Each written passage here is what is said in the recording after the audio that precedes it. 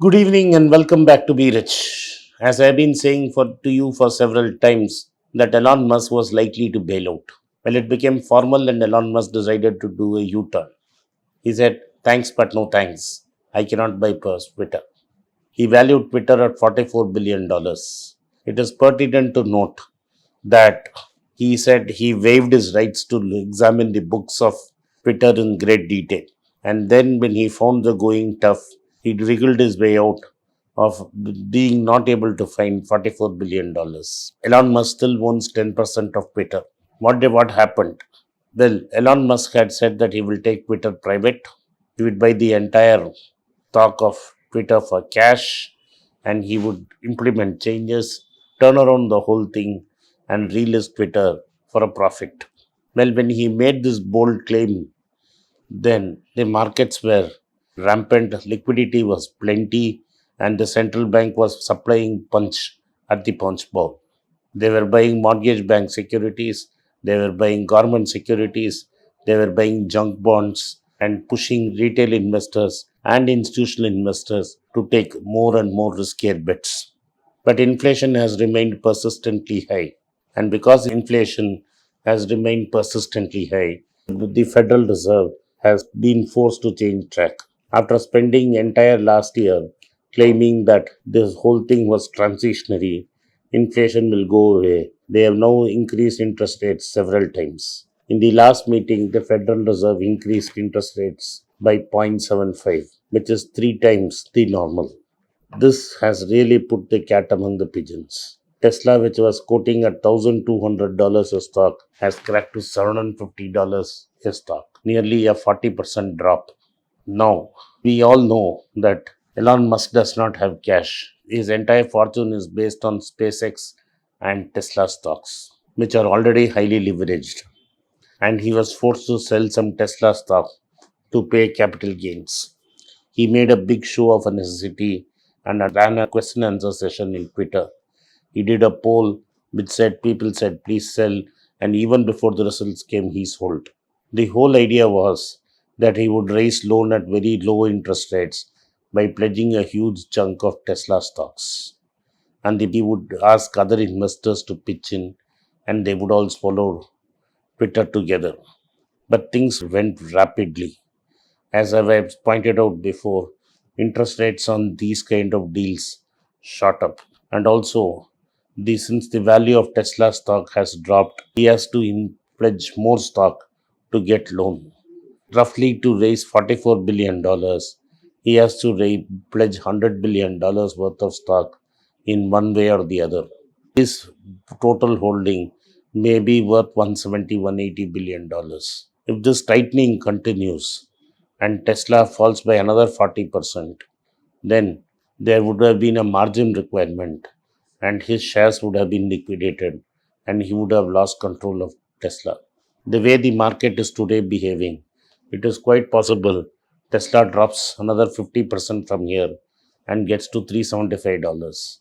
This would mean that if he had taken the loan and gone ahead and bought Twitter, he would have lost control of Tesla because he had to make good the margin, and there is no other source of capital for him to make good that margin shortfall of pledging Tesla to buy Twitter. Therefore, better sense prevailed, and he said, "No thanks, I am not buying Twitter."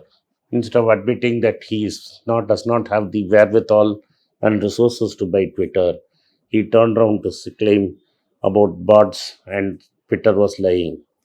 Now the matter has gone to court with Twitter losing but looking very bad after the loss of this bid. The price of Twitter shot up because of the outrageous price he offered to buy. Today, the stock is a resemblance of its best times. Without a owner, with Jack Dorsey leaving, the company is adrift. Its profits are declining, its share of advertisement revenue in social media declining. The company has lost direction. In between, when all this shenanigans was going on, some senior executives were fired. Overall, Tesla is not going to lose much. It is Twitter which is going to lose a lot if this deal does not go through. Therefore, they have decided to sue Tesla and Elon Musk in the court of Delaware and asked for unspecified damages. Once the details come, we will let you know. But what is causing this great crush and there is no capital to make risky bets? The answer is simple. Not only is the Federal Reserve tightening interest rates, it's also doing the exact opposite of what it has been doing from way back in 2008. In fact, the Japanese started this in 2001, printing money to buy assets. The Fed has been from 2008 continuously buying assets. It started by buying government securities, then it bought mortgage backed securities, then it bought corporate bonds, then it bought junk bonds. With the Fed buying all this, the investors who were taking risks on safe assets were forced to take riskier bets. And this is the reason why you had these exotic instruments and rush into private equity. The Fed has started to tighten. The ECB and the Bank of Japan will follow. This means what was quantitative easing has become quantitative tightening. This summer, the Fed has tightened to an extent of $20 billion a month. From the end of September, that Fed has promised that it will go full blow at $95 billion a month. The ECB and the UK Bank of England have also joined in. It is expected that all central bankers will pull out $4 trillion from the market by the end of next year. If this happens, any liquidity or appetite for risky loans is going to vanish. In fact, this threat is what is putting pressure on several countries have gone bankrupt. Today, the plight of Sri Lanka has been explained by me in a sister channel. Ghana, Egypt, and Pakistan are to join. Turkey is almost there. This quantitative easing at that time, several economists warned, was an unconventional tool and would lead to unintended consequences. The failure of Elon Musk to buy Twitter is one such unintended consequence.